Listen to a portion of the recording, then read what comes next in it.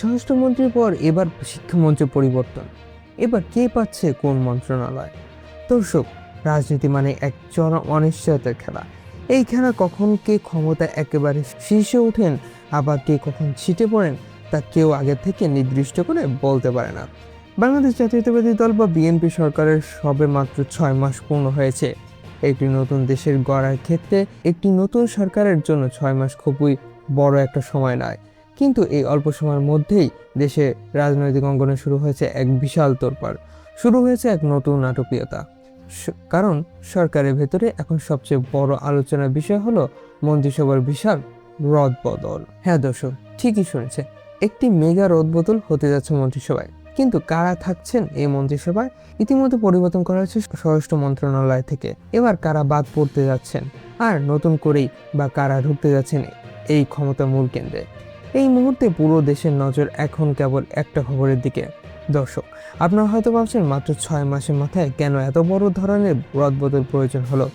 একটি সরকার তো সবেমাত্র গুছিয়ে বসতে শুরু করেছে। এর পেছনে রয়েছে বেশ কিছু চাঞ্চল্যকর এবং গোপন তথ্য। গত বৃহস্পতিবার একটি অত্যন্ত গুরুত্বপূর্ণ বৈঠক অনুষ্ঠিত হয়। মাননীয় প্রধানমন্ত্রী তারেক রহমান সভাপতিত্বে ছিলেন বিএনপি স্থায়ী কমিটির একটি বৈঠক। আর সেই রুদ্রস্বর বৈঠকের মন্ত্রিসভায় নতুন মুখ যোগ হওয়ার বিষয়টি প্রায় নিশ্চিত করা হয়েছে। দলীয় এবং সরকারি একাধিক গোপন সূত্রে এই তথ্য নিশ্চিত করা হয়েছে। কিন্তু কেন এই হঠাৎ রদবদল? আসল কারণটা হলো পারফরমেন্স। গত 6 মাসে বেশ কয়েকজন মন্ত্রীর কাজের পারফরমেন্স নিয়ে চরম অসন্তোষ তৈরি করা হয়েছে। দলের শীর্ষ নেতৃত্বের তাদের কাজে মোটেও সন্তোষ নয়। শুধু কাজ না পারাই নয়, কয়েকজন মন্ত্রী লাগামহীন এবং বিতর্কিত বক্তব্যের কারণে খোদ সরকারের ভাবমূর্তি চরমভাবে ক্ষুণ্ণ হয়েছে। সাধারণ মানুষ যে আশা নিয়ে সরকারের ক্ষমতা বসিয়েছে, সেই আশার জায়গাটাই আঘাত লেগেছে। এর পাশাপাশি যোগ হয়েছে সোশ্যাল মিডিয়া ট্রল।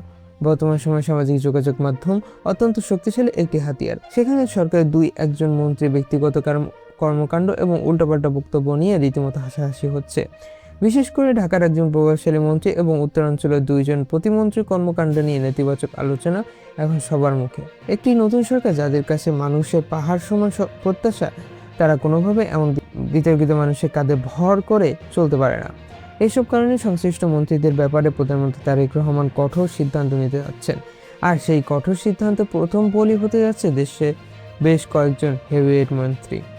এই রদবদলের পেছনে সবচেয়ে বড় যে প্রভাব বা অনুঘটক হিসেবে কাজ করছে তা হলো আসন্ন রাষ্ট্রপতি নির্বাচন।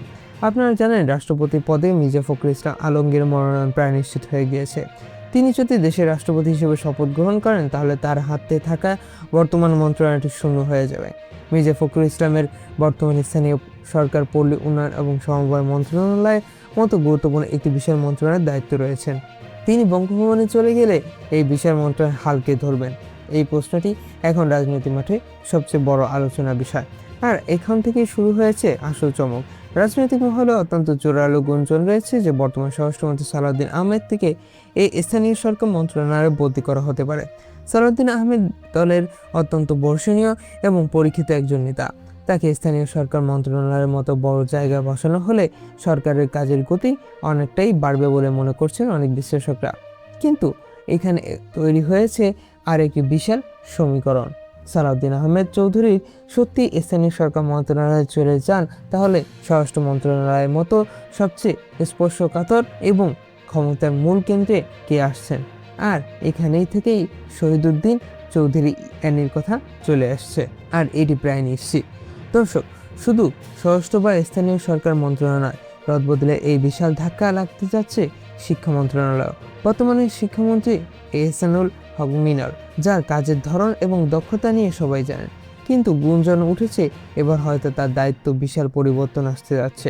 স্বরাষ্ট্রমন্ত্রী পরে এবার কি তাহলে সত্যি শিক্ষামন্ত্রী পদ পরিবর্তন হতে যাচ্ছে? তবে কি অন্য কোনো গুরুত্বপূর্ণ মন্ত্রণালয় সরিয়ে দেওয়া হবে তাকে, নাকি শিক্ষা মন্ত্রণালয় নতুন কোনো চমক অপেক্ষা করছে? এই সকল প্রশ্নের উত্তর জানতে আমরা একটু সময়ের অপেক্ষা করতে হবে। তবে গুঞ্জন উঠেছে শিক্ষামন্ত্রী হিসেবে আন্দালিব রহমান পার্থকে বিএনপির কিছু উচ্চ পর্যায়ের নেতা গ্রিন সিগন্যাল দিয়েছেন।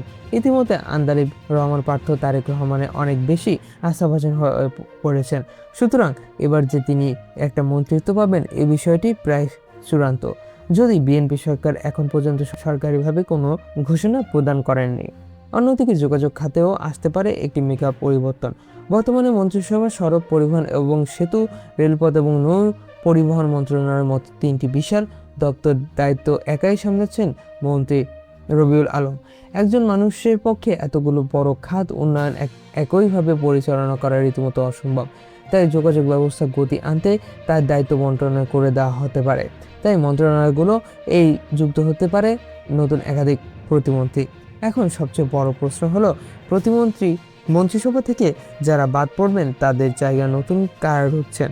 নতুন মুখের তালিকায় যাদের নাম শোনা যাচ্ছে তারা প্রত্যেকেই রাজনৈতিক মাঠে অত্যন্ত পরিচিত এবং জনপ্রিয় মুখ।